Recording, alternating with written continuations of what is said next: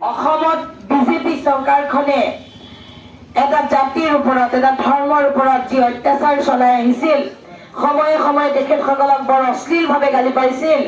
আনহে নালাগে বিশ্ব নবী হজৰত মুহাম্মদ সাল্লাল্লাহু আলাইহি ওয়াসাল্লাম এই মহান নবীক যি অপমান কৰিছিল, কোৰআন জ্বলাই দিব লাগে বুলি কৈছিল, আজান বন্ধ কৰি দিব লাগে বুলি কৈছিল, আৰু অনেক কথা বাল্য বিবাহৰ নামত মুছলমান ল'ৰাক ঘৰৰ খোৱা বিচনাৰ পৰা উঠাই লৈ গৈ জেলত ভৰাই দিছিল, কেছ দিছিল। লাভ জেহাদৰ নামত মুছলমান ল'ৰাক এনকাউণ্টাৰ কৰিছিল, গৰু চুৰ বুলি বাটেদি গৈ থাকোঁতে এনকাউণ্টাৰ কৰিছিল। এই সকলোবিলাক কথাৰ মই তীব্ৰ প্ৰতিবাদ কৰিছিলোঁ, আৰু এই কাৰণে মই প্ৰতিবাদ কৰাৰ কাৰণে মোক বিজেপি চৰকাৰে 2 মাহৰ বাবে দুবাৰকৈ জেলত ভৰাই দিছিল।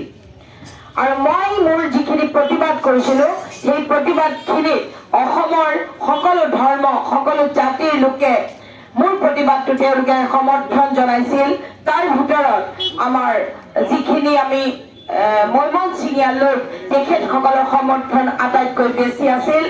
আজি অসমত এক জনপ্ৰিয় সত্তা শিক্ষা শৰ্মাৰ সৃষ্টিত কিন্তু অসমৰ মৈমনছিঙীয়া ভাই ভনীসকলৰ অৰিহণা আটাইতকৈ বেছি।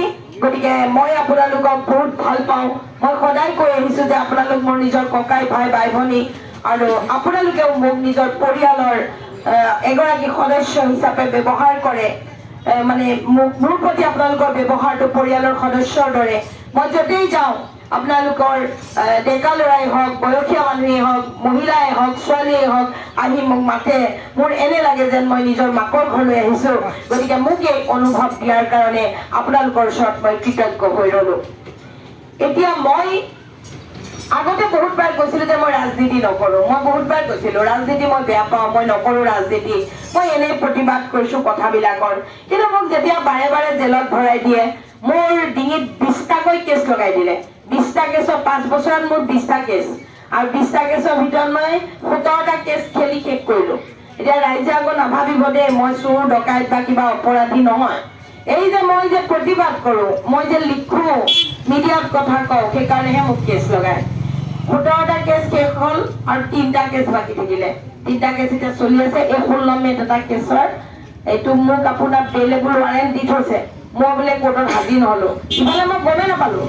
পুলিচে কেছ বনায়, পুলিচেই মোক এৰেষ্ট কৰে, আকৌ পুলিচে কেছৰ কোৰ্টৰ পৰা মাতে, এখন কাগজ পুলিচে মোক নিদিয়ে। মোক এতিয়া কোৰ্টৰ পৰা মাতিছে যে আজি হাজিৰ হ'ব লাগে, পুলিচে মোক কাগজখন নিদিয়ে, লুকুৱাই থৈ দিয়ে। তাৰপিছত 3 নম্বৰ বাৰ মোৰ ৱাৰেণ্ট আহে, বোলে আপুনি বোলে আদালতলৈ নগ'লে বোলে আপোনাক আকৌ এৰেষ্ট কৰিছোঁ। এনেকে ইটোৰ পিছত সিটো, সিটোৰ পিছত সিটো কেছ দি 5 বছৰ তেওঁলোকে মোক ইমান অত্যাচাৰ কৰিছে, তথাপিও কিন্তু তেওঁলোকে মোক মোৰ ৰাস্তাৰ পৰা আঁতৰাই নিব পৰা নাই। মই পলিটিক্স নকৰোঁ বুলি ভাবিছিলোঁ যদিও জেললৈ যিমানবাৰেই গৈছোঁ, সিমানবাৰেই তেওঁলোকে মোক জেলত কয় যে আপুনি এবাৰ মাত্ৰ লিখি দিয়ক যে আপুনি বাংলাদেশীক ছাপোৰ্ট নকৰে, তেতিয়াহ'লে আপোনাক আমি আজি ৰাতিয়ে জেলৰ পৰা মুকলি কৰি দিম, আপোনাৰ কাৰণে আমি স্পেচিয়েল জামিনৰ ব্যৱস্থা কৰিম। এতিয়া মই কেনেকৈ লিখি দিম বাৰু যে মই বাংলাদেশী হৈ নামাতো? মই কেনেকৈ লিখি দিম? মই যদি লিখি দিওঁ যে আজিৰ পৰা মই বাংলাদেশী হৈ নামাতো, তাৰমানে কি? আগতে মাতিছিলোঁ, হয়নে নহয়? মইতো জীৱনত কেতিয়াও কোনোদিন বাংলাদেশী হৈ মাতা নাই। বিদেশীৰ হয়তো আমি নামাতো। বিদেশীৰ হৈ মতাটো এটা অপৰাধ, এই কথাটো আমি চবেই জানো। গতিকে এনেকুৱা তেওঁলোকে কথা কয়। গতিকে তেওঁলোকে মোক বহুত অত্যাচাৰ কৰিলে। মই ভাবিলোঁ মোৰ স্বামীৰ চাকৰিটো তেওঁলোকে খালে, মোৰ ল'ৰাক হোষ্টেলত মাৰিলে।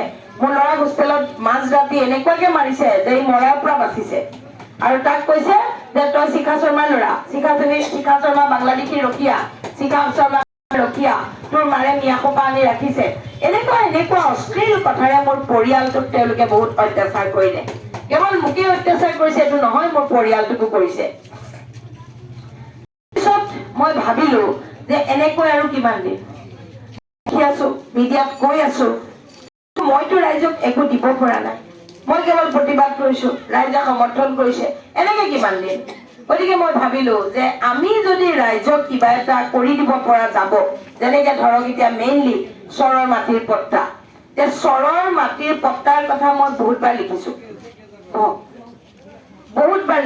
বহুতবাৰ কৈছোঁ কিন্তু চৰৰ মাটিৰ পট্টা মই লিখিলে এইটো নিদিয়ে।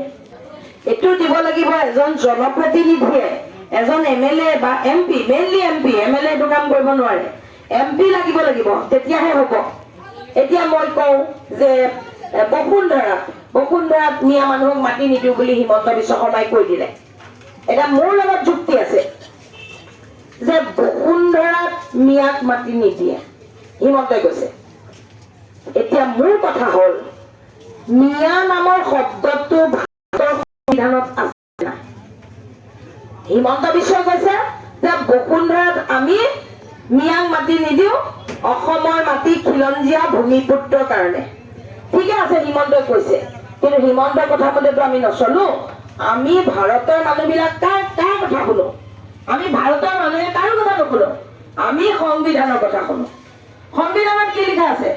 সংবিধানততো মিয়া শব্দ নাই, সংবিধানততো খিলঞ্জীয়া শব্দ নাই, সংবিধানততো ভূমিপুত্ৰ শব্দ নাই। সংবিধানত কি শব্দ আছে? ভাৰতীয় নাগৰিক বুলি আছে, বেলেগ শব্দ নাই। ভাৰত সংবিধানত লিখা আছে যে ভাৰতৰ মাটিত কেৱল মাত্ৰ ভাৰতীয় নাগৰিকৰহে অধিকাৰ থাকিব। তাততো ভূমিপুত্ৰ বুলি কথাই নাই, খিলঞ্জীয়া বুলি কথাই নাই।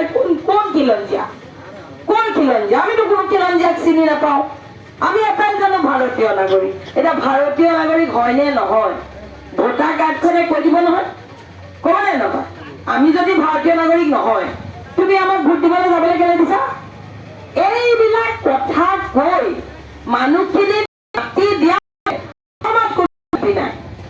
কোনোবাই কৈছে আজিলৈকে এইটো কথা কৈছে নে বাৰু?